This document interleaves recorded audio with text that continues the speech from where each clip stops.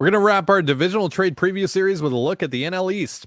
Who could the Mariners target on the Braves, Marlins, Mets, Nationals, and Phillies?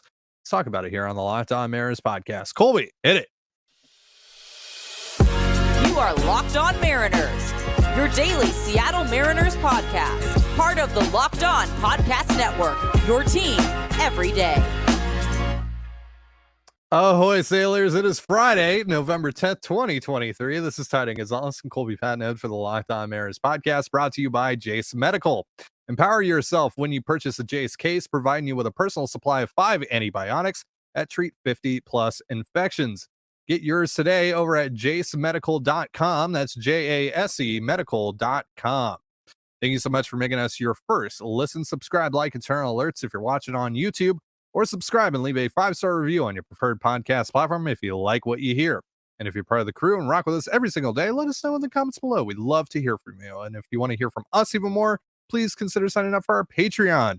You can now get a free 7-day trial to check out the show. And as a reminder, you can now get access through that free trial to our 2023-2024 Seattle Mariners off-season plan, which we are going to officially reveal on the Locked On M's podcast next week. So if you want early access to that, sign up for the free trial. The link, as well as their social accounts, is in the description of this episode. Today, we're going to come through the NL East for potential Mariners trade targets, and we're going to start with the Atlanta Braves, who coming off a pretty disappointing end to an otherwise great season for them. And this roster, Colby, seems pretty much locked in as is. I don't really see them moving much off of their major league roster. But are there some names here we should keep an eye on in Atlanta? Not unless you're willing to trade Logan Gilbert. Then maybe Ozzie Albies becomes available. Maybe Michael Harris becomes available, but probably not. They're not going to trade Riley. They're not trading Olsen. They're not going to trade Murphy. They're not trading Acuna. They're not trading Strider. This team that probably could use some starting pitching. But again, this is a really weak farm system. Their major league roster is basically locked in right now. So, yeah, there's not a ton here. AJ Minter is maybe a guy. They've already invested in their bullpen. They brought back Pierce Johnson and Joe Jimenez. So, they've spent quite a bit of money on their bullpen now, and Minter's set to make, like $6 million, $7 million. So maybe that's a guy who makes some sense, but probably not. And then the only other guy I think people would ask us about would be Marcell Ozuna, and that's just a hard no. Nope. Hard just pass. Bad dude. Yep. Bad dude. Can't trust him off the field. He's making some money, and he's just not worth the headache. And again, also, I just don't want bad people on my baseball team. So, yeah. So Ozuna's a no. There really isn't a ton here. I mean, Vaughn Grissom is another guy I know a lot of fans have asked about, but it sounds like their plan now is to put him in left field and just kind of replace Eddie Rosario with him. So he's not available. And even if he was, you're not trading Bryce Miller for Vaughn Grissom. So, there's just not a ton here. Like I said, the farm system has taken hits with all the trades the last few years. The Braves really don't care about that because they have one of the best rosters in baseball. Yeah. But it does make it hard to trade with them, particularly if you're also trying to, win the World Series like the Braves are. And that's what the Mariners are telling us their goal is. So it's a little tough to see, any kind of significant deal, maybe a minor deal, or maybe they trade some, one of their injury riddled pitchers and the Mariners give a prospect or two. But other than that, there's really just not a ton here. The two teams don't line up that well. Yeah, let's run through quickly the arbitration eligible players here for the Braves. There's 13 of them. AJ Minter, you mentioned him. That's probably not going to happen, but we'll see. He's projected to make $6.5 million in arbitration. Max Fried, that's definitely not going to happen. Yanni Chirinos, $2 million. Maybe Mike Soroka, probably not. $3 million. Nick Anderson, $1.6 million. Nicky Lopez, $3.9 million. Colby Allard, $1 million. Ben Heller, $900K. Sam Hilliard, $1.1 million. Michael Tonkin, $1 million. Kyle Wright, $1.4 million. Andrew Velasquez, $740K. Then Huascar Inoa at $1 million. Any of those guys jump out to you? No. Yeah. No. It's not a good fit. It really isn't. So,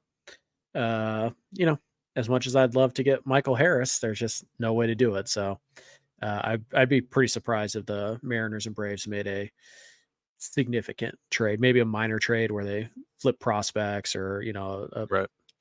a non-tender guy. Maybe the Mariners, front office likes one of those arms and thinks they can do something with them. Right. But I don't think you're going to see anything significant between these two teams. They just don't line up that well unless you get a third team involved, and that's not what this exercise is. So I would say the Braves and the Mariners, not a good fit. Let's move on to the Miami Marlins. New regime there in Miami's front office because I guess Kim Ng was just too good at her job. What do you think about the Marlins as a trade fit for the M's? Yeah, maybe there's a couple, new regime, so they value players differently. But we also know that the Marlins are going to be financially limited because that's what their ownership wants. And, despite Kim Ng getting them to the playoffs with those restrictions, she just wasn't good enough. And it's hard to figure out why she wasn't given a second chance when she was, doing the job pretty well. So, but yeah, you look around. But she needed a supervisor, Colby. Yeah. Yeah. They just felt like they needed, somebody to look over her because she wasn't doing the work well enough, apparently. But yeah, so a couple guys here. It's worth noting that Sandy Alcantara is going to be out all next year, late season Tommy John. So they do have some pitching concerns. I mean, Luzardo had a very nice year. Obviously, they like Yuri Perez, but there's a lot of questions after that. So this could be a team that's kind of a dark horse for a Miller or a Wu. But they also have enough bulk in their own system that they might prefer just to fill that from within. But yeah, there are a couple of guys here who could make some sense. Luis Arise, I could see actually getting traded. Again, that would cost you one of your pitchers, but I think he is going to be available. He's got 3 years left of club control, and yes, he hits for a very, very high average. But 2 years now. Is it only 2 years? I thought he had 3. I'm pretty sure. But let me double check that. Yeah, because that is very important. I would think at least. He's a high average guy, but there's not a lot of pop there. He doesn't draw walks as much as you like, and he's not a very good defender. So yeah, 2 years left. 2 years. Yeah, and you only get him for 2 years. Jazz Chisholm is kind of a fun player. Could play second, can play center. Injuries and strikeouts are the big concern there, but the ceiling is and really splits. high. Yep. But the ceiling is insane, like MVP level ceiling if he hits. Yep. But yeah, other than that, Josh Bell, maybe, but he's making a little bit of change. I think he's making 16, 17 million bucks. You probably can do better than Bell for less. So I don't know if that's a possibility. John Birdie, maybe. I like John Birdie. Can steal you some bags. Plays multiple positions. Plays them fairly well too. He was a 2-win player this past year, or 2-win player, I think, back-to-back season. I'll double check that. Yep, just solid bench guy. Use him 3-4 times a day, and then 3-4 times a week, and then pinch run stuff like that. Can move around. So he's interesting. 2-win player in back-to-back seasons, and this year he slashed 294, 344, 405. Actually a fairly high slug considering what his game is. But yeah.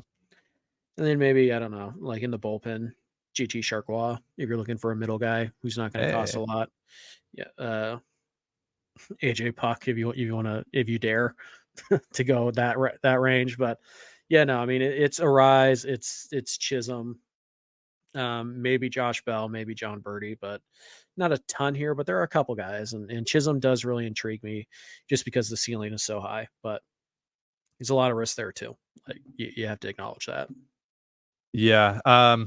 I think really the most obvious fits here are like very, very high end guys that are probably the best player you add in the off season. So for that reason, I don't think that the Marlins are a likely trade partner, but there's options here. So we'll see. I do really like John Birdie if we're looking more kind of lower end. If you're looking at, adding or beefing up your bench a little bit, Birdie's a nice option on that front. All right.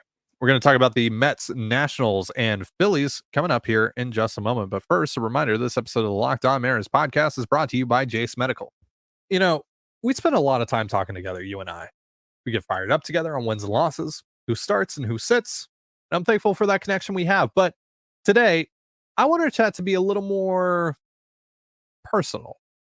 I just learned that you can get a 1-year supply on ED medications. You realize what that means? Bring on extended travel, bring on the next natural disaster or supply chain issue because you are covered, my friend. You don't have to worry anymore about whether or not you can refill your generics for Cialis, Viagra, or Revatio prescription. And this is possible because of our friends over at Jace Medical. Go online right now at jacemedical.com to receive your 12-month supply on your daily medication. Remember to use the promo code LOCKEDON, that's LOCKDON, at checkout for a discount as well. A verified customer had this to say about Jace. Quote, I am thankful for this service. Supply chain issues caused me to cut pills in half to have it. I ordered most of my daily meds with a year's supply, and I also ordered an antibiotic kit. Now I feel secure. Prices are lower than local pharmacies, and I highly recommend this for everyone.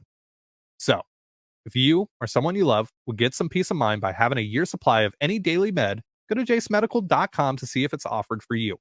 Remember to use the promo code LOCKEDON, that's LOCKDON, $20 off your purchase. And you're listening to the Locked On Mariners podcast. Thank you again for making us your first listen. So up next, as we do our trade preview here for the NL East, our last trade preview in this series, we're going to talk about the New York Mets, who, wow, they've undergone a lot of change within their major league roster over the course of the last year or so. What do you think about the Mets as a potential trade fit for the Mariners, Colby? Yeah, there's some guys, but I also don't think that I think the idea that they're going to they're focused on 2025, like Scherzer said on his way out the door.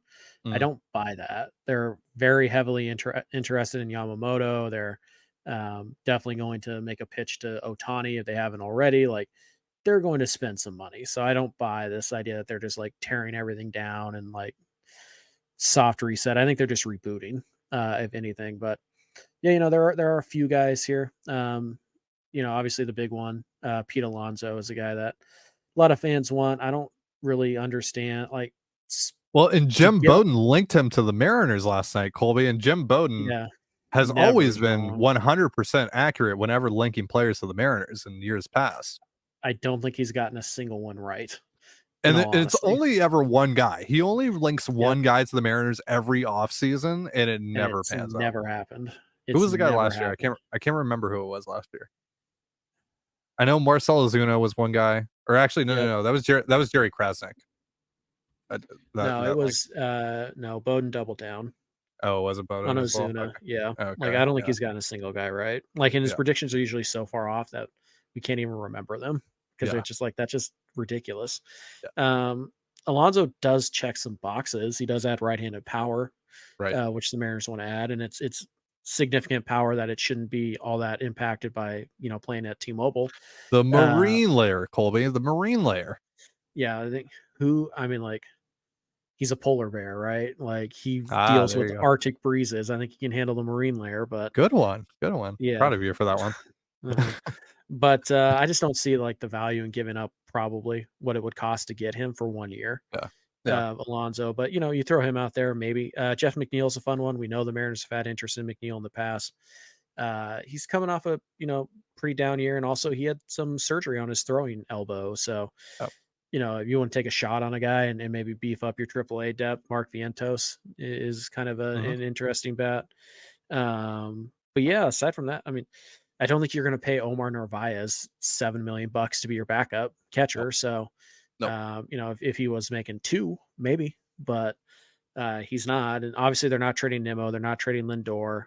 Um, Marte's contract is prohibitive. Like it's bad. Nope. You're not trading for Starling Marte unless you're also getting something else. And you're just basically buying that player by taking on Marte's contract. They're not trading Senga. There's really nothing in the rotation.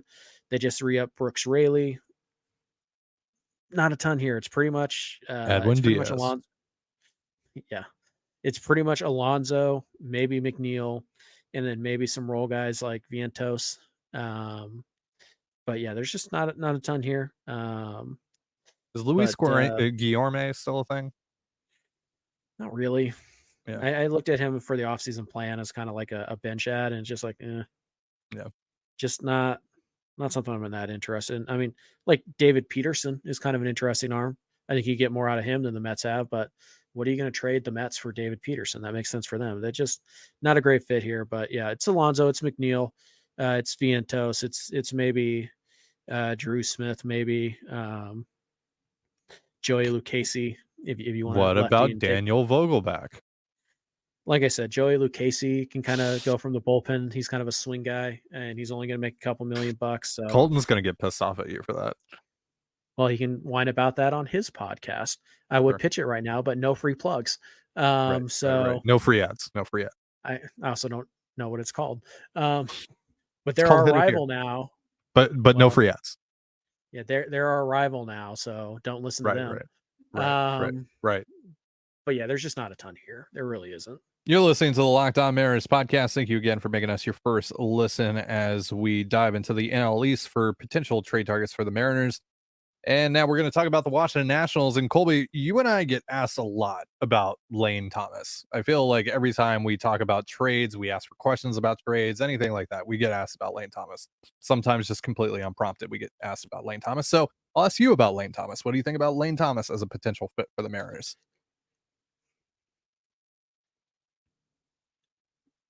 I like the player. Mm-hmm.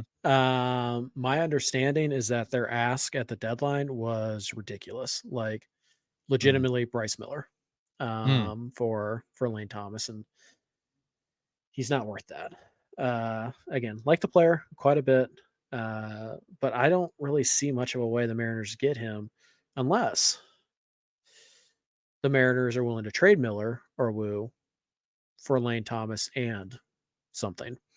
Lane Thomas has 2 years left of club control. So you're just getting him for 24, 25. He's 28 years old, coming off a career year. Even then, just 109 WRC plus. Good, not great. Traditionally, he's crushed lefties. This year, he finally figured out righties to a certain degree, but still just a 315 on base. That's below league average. Didn't grade out too well defensively, but again, overall, solid player. He's the type of bat you would want to add as like your second bat. But again, if the Nationals want Miller or Woo for him, not going to happen. So you're kind of in a weird spot here. The Nationals were not awful, and they were pretty good in the second half. So they might be thinking that they can compete for a wild card spot. So if they trade Lane Thomas, it's probably going to be for major leaguers. And the Mariners, like as we've talked about, they don't have a ton of major leaguers to spare unless it's Woo or Miller. Maybe Kelnick, but if you're the Nationals and you think you can compete this year, then Kelnick's probably not enough to trade Lane Thomas. So like the player, I think the fit's fine. He does kind of remind me of late stage Mitch Haniger, which, is totally legit. That's a good bat to have. I just don't really see a way to get him again, unless you're trading Miller for Logan Thomas and something. So could be wrong. Maybe it's just a prospect package. Maybe you can get him for, Jonathan Clase, Tyler Locklear, and like Emerson Hancock. Then maybe we can talk. But I just don't see it without giving up Miller or Woo, and I'm out on that idea. I've always really liked Hunter Harvey. I feel like the Mariners probably share that sentiment as well. He's coming off of another really good year. 994 Ks per 9, 193 walks per 9, 282 ERA, 3.29 FIP, 1.3 F4 over 60 and 2/3 innings pitched. Really good stuff. I believe he has 2 years left of club control. Yes, 2 years left of club control. Finnegan's also interesting. Yeah. Finnegan. You think there's? I mean, because again, when I think about the Nationals, I feel like they're probably going to look to mainly build out their major league roster to compete for the postseason this year. Do you think there's any chance of them trading someone like Harvey? And what do you think that would potentially cost? Maybe, but like I think they really are going to go after this offseason with the idea that we can compete for a wild card spot. So 2 years of Harvey, I think they're going to want a major leaguer. So maybe you could get him for like Prolander Baroa, and it's kind of that the Sam Tuivailala idea from way back. But I don't know. I don't see a lot. Maybe Isaiah Campbell and like Ash Nizzi or something like that if you want to get aggressive with it. But I think that's a guy that you target. I mean, maybe he's the guy that you add to Logan Thomas to get Brian Wu, but I think you probably want a little bit better than that. Jared Kelnick maybe is a You guy. said Logan. You said Logan Thomas again. Oh, sorry. You've said Sorry. you've said that multiple times on multiple shows. I know. I'm sorry. Lane Thomas. Sorry. All right. To be fair, another L. Thomas who plays professional sports in Washington D.C. Well, Yeah. did. Yeah. No, So he still does. He's still on does that he? team. Yeah, Oh, he's still on that team. He's the tight end. Yeah. Okay. Yeah, he's been like decent in fantasy this year, Yeah, actually. just never can stay healthy, right? Yeah. Sorry, Lane Thomas. Yeah. Maybe he's the guy you had there to make it make sense. But Mhm. what's interesting is that the Nationals do kind of have a need at third base. So, if Seattle thinks that they can fill Gino's shoes, maybe the Nationals are a team that's interested in that avenue. But Mm. I don't see enough here to pull the trigger on. Joey Meneses is another guy that fans seem to really like. I'm not particularly sold on him, but like whatever, roll bat, coming off the bench mostly, like some DH days, he can work. So, but for me, it's Lane Thomas is kind of the big prize here. CJ Abrams is kind of a fun one. Right. I don't think you can get Abrams and Thomas for like Miller. But if you could, I would do that in a heartbeat. So, I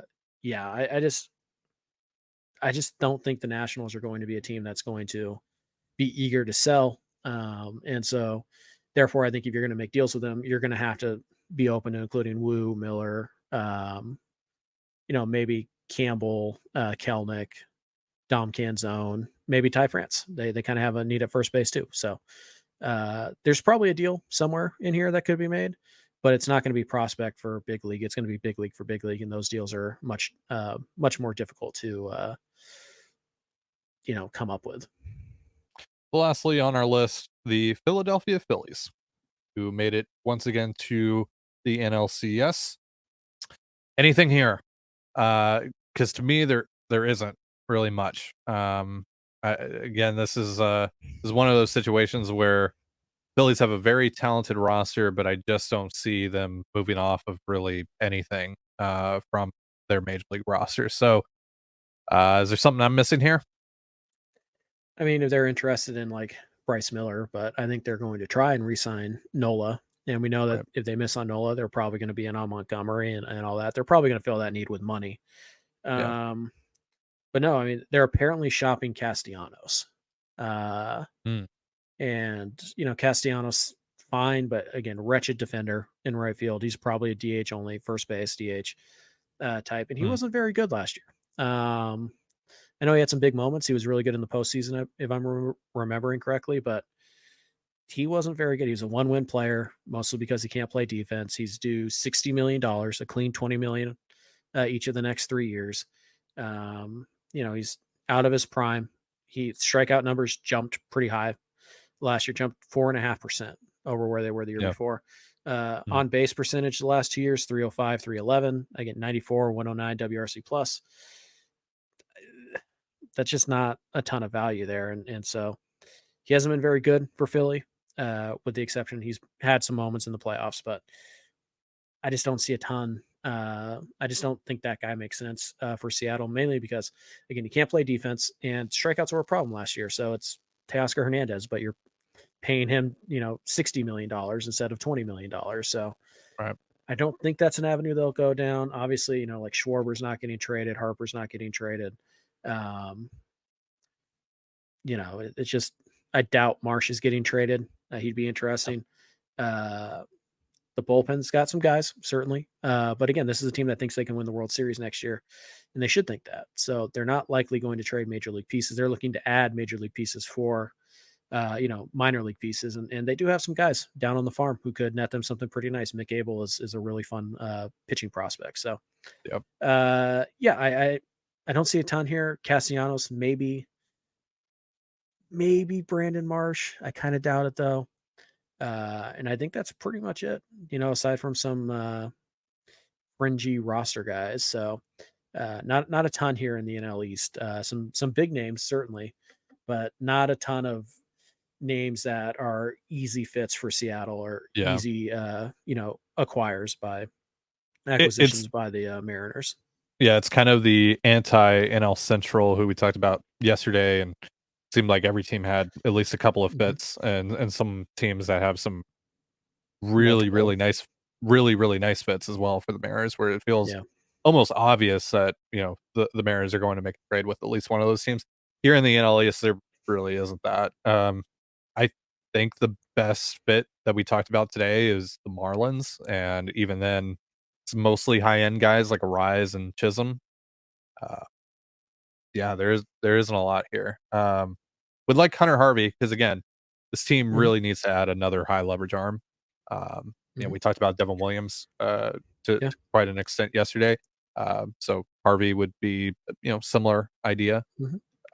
Said I really like Lane Thomas and CJ Abrams. Just convince me you can get them without giving up, Miller or Wu. Probably can't. So right. Yeah. Exactly. So let us know in the comments below for the question of the day, which of these guys you would like the most on the 2024 Mariners. And if you have a trade idea, throw it out there. And we'd love to read it. All right, that's going to do it for our show. Thank you so much for joining us here on the Locked On Mariners podcast. Do you say you'd love to grade a trade? Colby Patnode, I'm Ty Gonzalez. Be sure to give us a follow on Twitter at LO_Mariners. You can follow me at Dan Gonzalez. It's DANEGNZLZ. Colby at CPAT11. CPAT11. You can also find all that stuff in the description of this episode. And thank you again for making us your first listen. Have yourself a beautiful baseball day, and we'll see you next time. Peace.